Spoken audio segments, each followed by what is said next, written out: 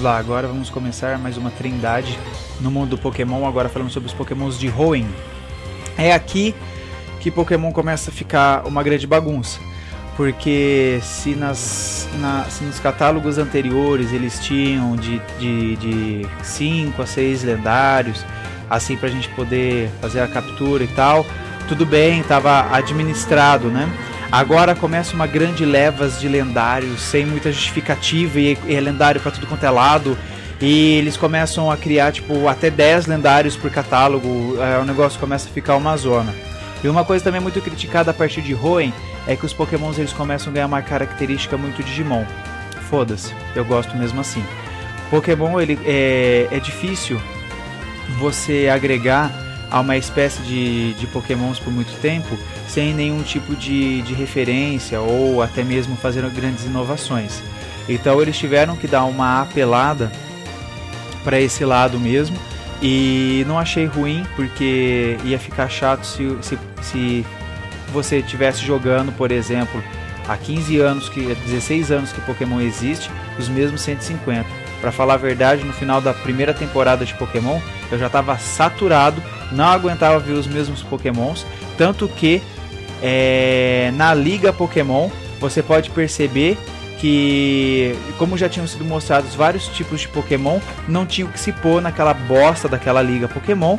Ash me entra com um Crab, você encontra uma menina que tem um Bellsprout, um outro filho da puta me entra com uma Butterfree, um Charmander e entra na Liga Pokémon. Aí você fala, que bosta, né? Uma competição foda que é pra disputar o melhor treinador do mundo e uma menina se classifica com o Bellsprout. É isso mesmo que eu tô entendendo? É isso mesmo que você tá entendendo, Bernal. Então, graças a Deus, eles começam a aumentar o catálogo de Pokémons pra parar com esse tipo de sacanagem, tá? Porque é uma verdadeira palhaçada isso daí. E aí agora nós vamos falar sobre uma nova trindade que eu acho muito interessante que representa no mundo dos Pokémons, tanto no mundo dos humanos como referência também. Primeiro vem o Regirock. Ele é do tipo rocha unicamente, e na Pokéagenda diz que seu corpo inteiro é feito de pedra, e se qualquer parte é destruída durante uma batalha, ele pode reconstituir com pedras avulsas, né? Ele se remonta, é muito interessante isso. Depois a gente tem a informação sobre o Regice, que diz que o corpo dele foi feito na Era do Gelo, e que ele controla um frio de menos 328 graus centígrados, ou seja, chupa Camus de Aquário, seu zero absoluto foi superado.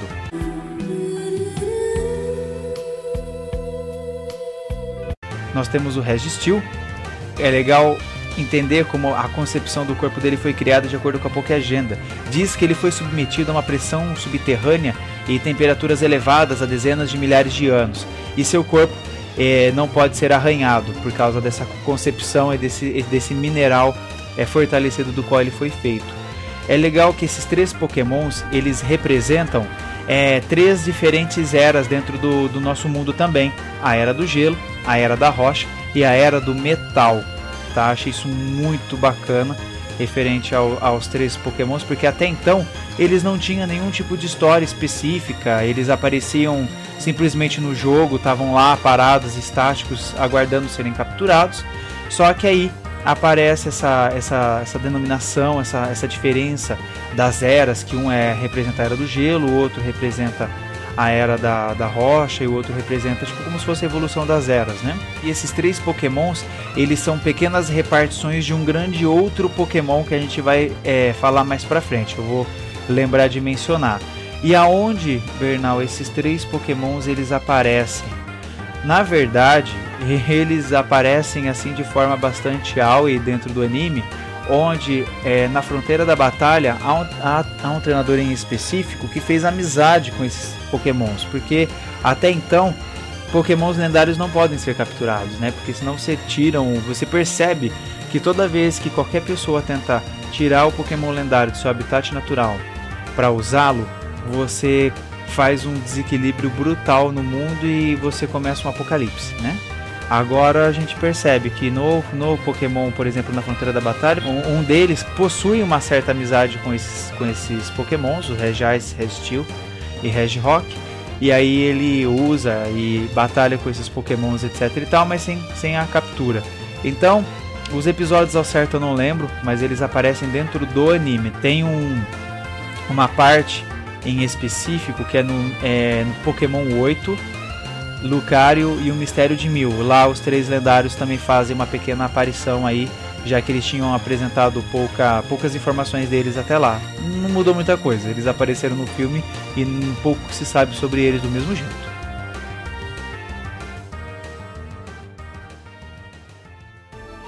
E chega a Era dos Dragões em Pokémon.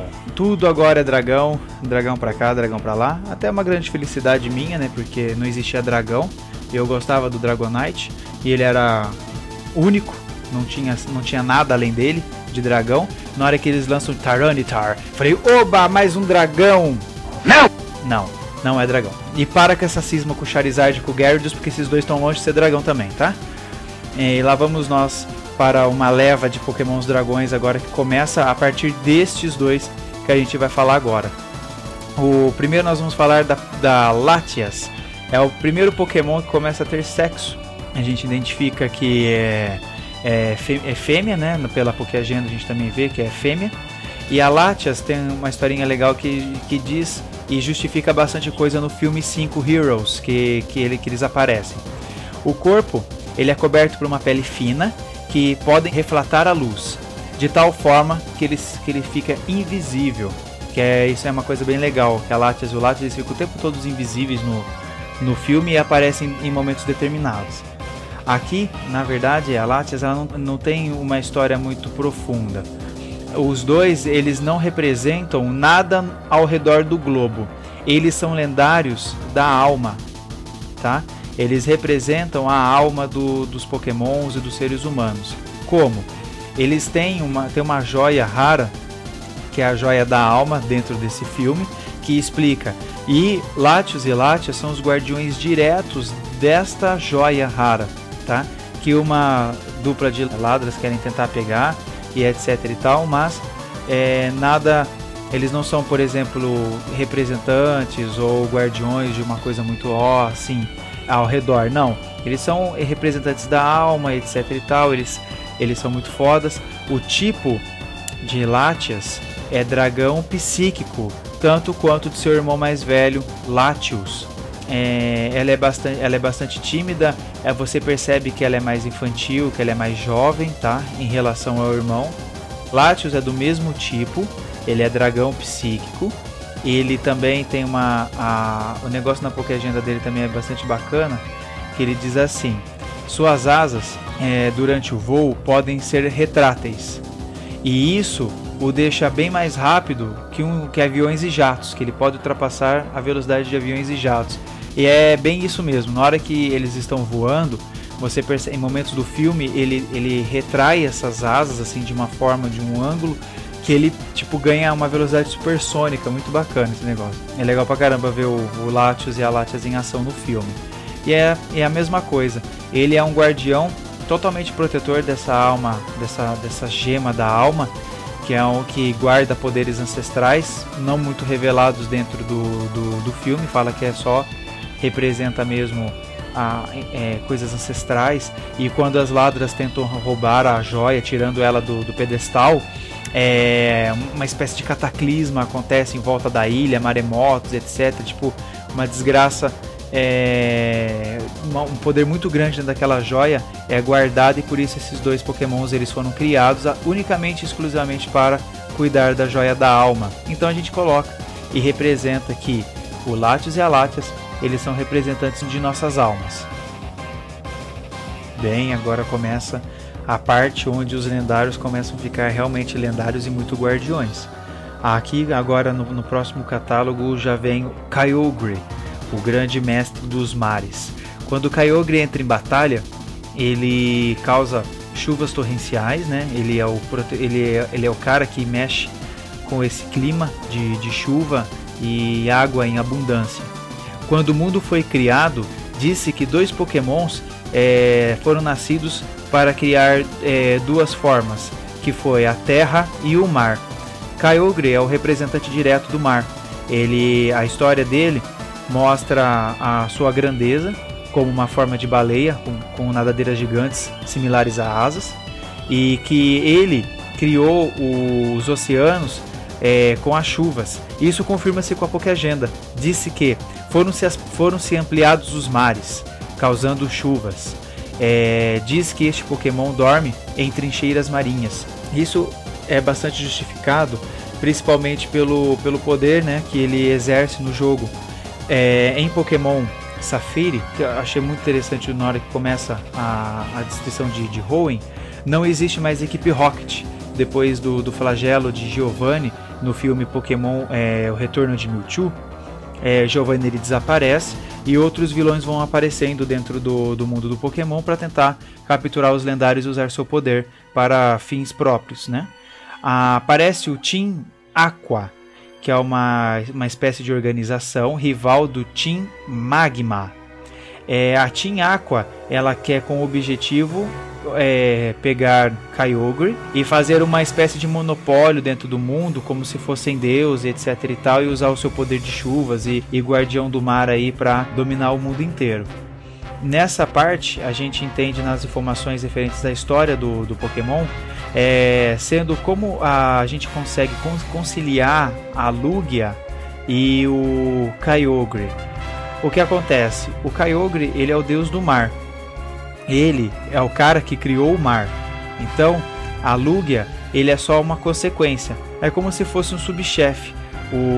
Enquanto você tem o mar sob sua proteção, é como se Kyogre tivesse deixado o Lugia encarregado em apenas administrar suas correntes marítimas.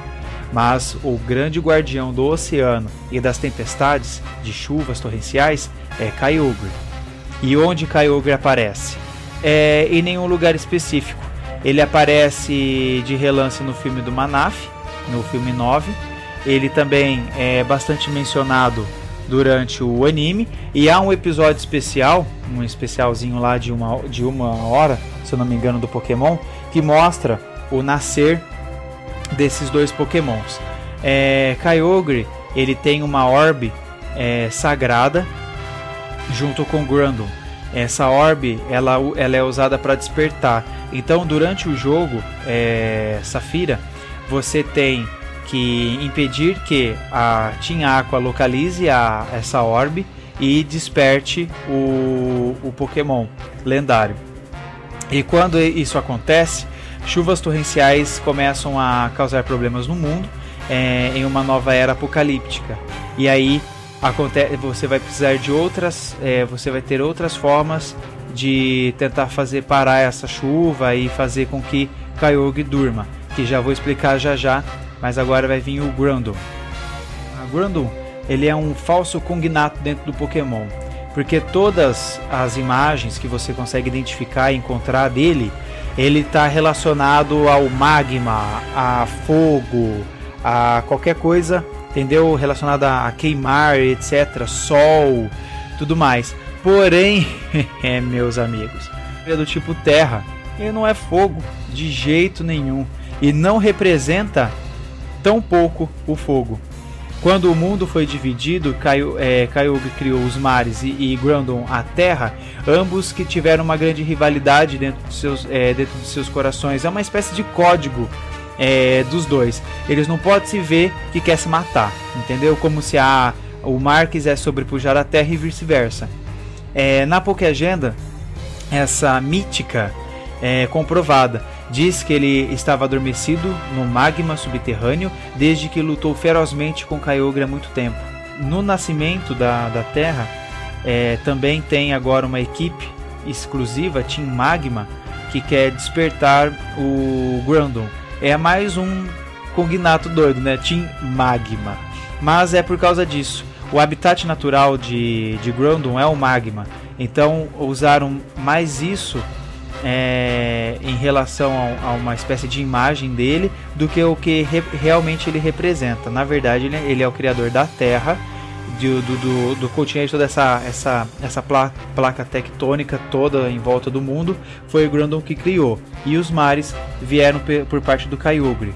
Quando o Grandon é despertado, o Sol Forte nasce e reage, porque como ele quer sobrepujar o mar, o sol escaldante ele evapora toda a água, e é mais ou menos isso que acontece dentro do jogo.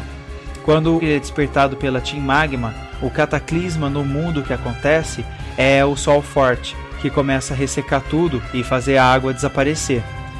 Como o Kyogre também possui uma orbe, o Groudon também tem uma orbe que usa para despertá-lo. E ele também aparece especificamente no mesmo episódio que Kyogre dentro do anime, guerreando entre as duas naturezas, terra e mar. E ele dá um pequeno teaser no Pokémon 6, Jiraiya, realizador de desejos. Dentro desse filme, um cara muito doido lá, ele tenta usar a essência da terra para tentar reviver escrituras antigas de Groudon, mas aquilo não era o Pokémon. Foi um ritual meio satânico, errado, que saiu, e aí nasce um Kyogre demoníaco, esquisito, que começa a absorver os Pokémons e qualquer vida que fica próximo a ele. Mas aquele lá não é o original, tá? O original ele aparece mesmo na série, ele aparece no anime. Agora nós vamos falar sobre Rayquaza, o Pokémon dragão voador, muito corno, chifrudo e bonitão, verdão e Shenlong. Opa! Rayquaza diz na Pokéagenda dele uma coisa muito legal, que ele vive na camada de ozônio, bem acima das nuvens, e que ele não pode ser visto a partir do chão. O Rayquaza, ele representa diretamente a nossa atmosfera. Ele é guardião da atmosfera terrestre. Qualquer coisa errada que acontece dentro do equilíbrio, dentro dessa atmosfera terrestre, ou qualquer coisa estranha que venha do espaço para a Terra, Rayquaza está automaticamente codificado a eliminar ou neutralizar esse problema.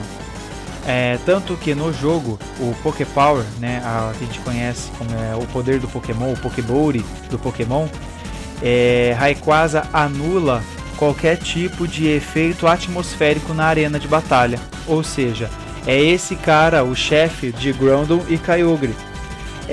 Como os dois representam as chuvas torrenciais e o calor forte entre mar e terra, Rayquaza consegue neutralizar as habilidades desses dois Pokémons, colocando eles em sono profundo. Como cheguei à dedução que Rayquaza ele é o protetor absoluto da atmosfera e também protetor de corpos celestes, por exemplo. Aparece no filme 7, Almas Gêmeas, não sei porque esse filme estranho, esse nome esquisito. Aparece um Pokémon lendário vindo do espaço sideral chamado Deoxys, que a gente vai falar já sobre ele. Quando Deoxys invade a atmosfera da Terra, Rayquaza fica louco, meu bem, louco da vida. Ele quer estripar o Deoxys, mas não é aquela coisa assim, porque você está aqui, quero te expulsar. Não, arrebenta primeiro, pergunta depois. Rayquaza é extremamente agressivo e qualquer coisa que vá contra o seu código de bom senso, ele quer exterminar, sem conversa. Ele quer exterminar. Apesar que no final do filme eles entram num consenso e tal, mas você percebe a violência da qual o Rayquaza defende a atmosfera que ele coloca como se fosse um rei, tá? Agora nós vamos falar sobre o novo fofinho da temporada, Jiraiya, o Pokémon dos desejos. Esse queridinho, ele é do tipo metal, psíquico. Olha os psíquicos aí de novo, né? Falou lendário, relaciona psíquico quase que diretamente. Por que metal, Bernal? Qual é o problema desse bicho ser metal? É que Jiraiya adormece debaixo da terra. Então ele é como se fosse uma mistura de minerais com essa força mística, sensacional, psíquica, né? Então acho que é aí que justifica esse tipo steel dele, o tipo metal que Jiraiya é agregado. Na Pokéagenda a gente tem aqui que diz que ele tem a capacidade de conceder qualquer desejo por apenas uma semana a cada 10 mil anos. Como assim uma semana a cada 10 mil anos? É que existe um meteoro que passa perto da Terra a cada 10 mil anos, a cada 1000 anos, desculpe. E durante essa semana em que o cometa ele passa na trajetória do planeta, Dirac abre o olho sagrado que ele tem na barriga. Vocês repararam que ele tem um risco na barriga? Isso não é um risco não, é um olho fechado, demoníaco, né? Quando Dirac abre esse olho é quando o seu poder se manifesta e ele consegue realizar qualquer tipo de desejo. Para variar, como é um lendário fofinho, Dirac é inocente, tem temperamento de uma criança, bastante brincalhão e etc e tal.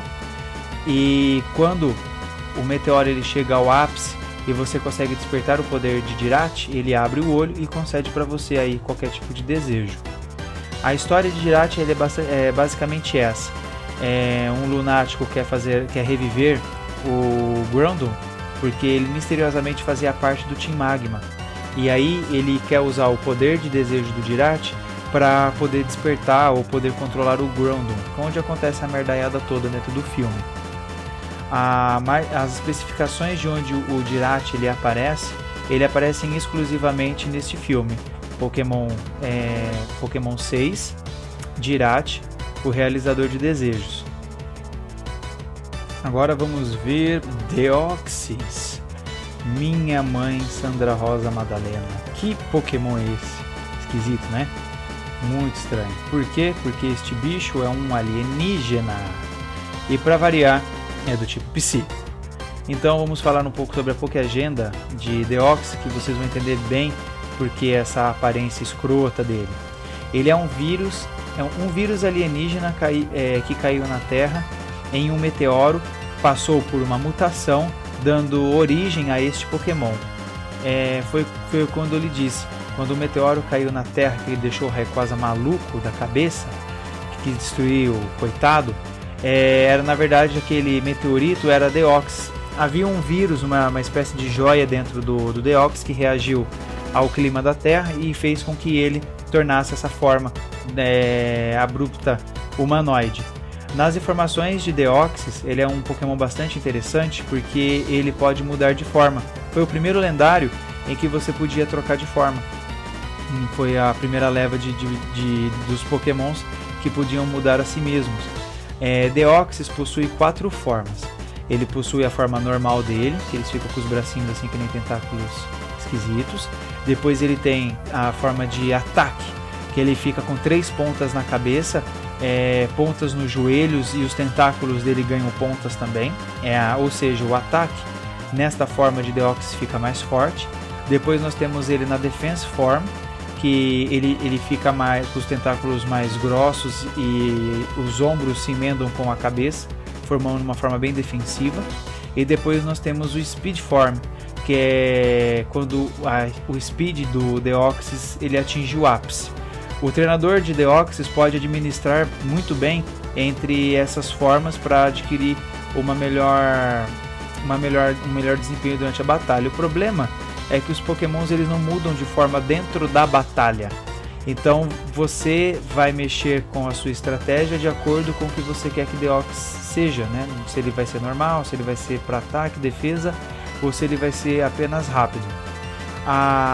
Uma coisa que não se conta muito sobre o Deoxys, porque afinal de contas ele é um alienígena, então não tem estudos que falam muito sobre ele, tá? Mas ele se não me engano, ele foi um dos poucos assim que é um Pokémon que fala que é alienígena, que é para mostrar que também existem vidas em outros planetas, né? No universo do Pokémon também. Então significa que mais para frente, algumas temporadas futuras, será que nós também poderemos viajar através do espaço para poder encontrar novos tipos de Pokémon e etc? Não sei, vai depender da Nintendo, da Game Freak, desenvolvedora direta do jogo. Melhor também nem ficar dando muita ideia, né? Se Pokémon já tá uma bagunça hoje, imagine se a gente começar a mudar de planeta. As informações referentes ao Deoxys, por ele ser exclusivamente do tipo psíquico, mas ele aprende vários tipos de investida, podendo administrar dentro de suas 4 formas. E onde ele aparece? Ele aparece justamente neste filme, Pokémon 7, almas gêmeas.